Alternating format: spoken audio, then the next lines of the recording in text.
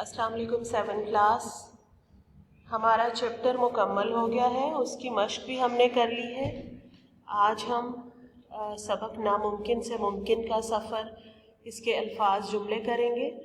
Words मैं आपके सामने शो कर रही हूँ, आपने इनके खुद से जुमले बनाने हैं। मैं आपकी थोड़ी सी हेल्प कर सकती हूँ। वर्ड्स जो मुश्किल लगेगा उसका मायने आपको समझा देती हूँ, जुमले आपने खुद से बनाने हैं। तो चलिए स्टार्ट करते हैं। पहला लफ्ज़ है हाथ धो बैठना। इसका मतलब है मायूस हो जाना या नाउम्मीद हो जाना किसी चीज़ से, ठीक है। सेकंड वर्ड है पर लग जाना, यानी किसी चीज़ में तेज़ी आ जाना, तेज़ हो जाना।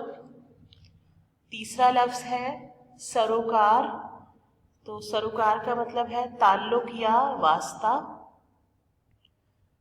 फोर्थ लफ्ज़ है शर्मिंदा ताबीर होना, ठीक है, यानी किसी ख्वाब का मुकम्मल हो जाना, ठीक है। उसके बाद है हैरत में डालना, यानी हैरान हो जाना।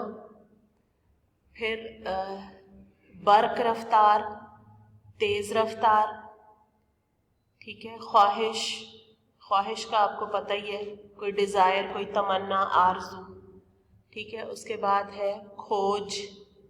खोज का मतलब है सुराग या तलाश, जुस्तजू, ठीक है। उसके बाद है हौसला अफजाई करना, यानी हौसला बढ़ाना, एप्रिशिएट करना। फिर उसके बाद है जुस्तजू। तो जुस्तजू का मतलब भी तलाश है, सुराग है, खोज है, ठीक है। उसके बाद है कामयाब। कामयाब आप समझते हैं क्या मतलब है कामयाब का, ठीक है। उसके बाद है खूब से खूबतर, यानी बेहतर से बेहतर की तलाश। फिर है कूच कर जाना, एक जगह से दूसरी जगह चले जाना।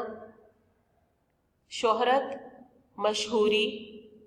और तालीम याफ्ता, यानी जिसने तालीम हासिल कर रखी हो, ठीक है।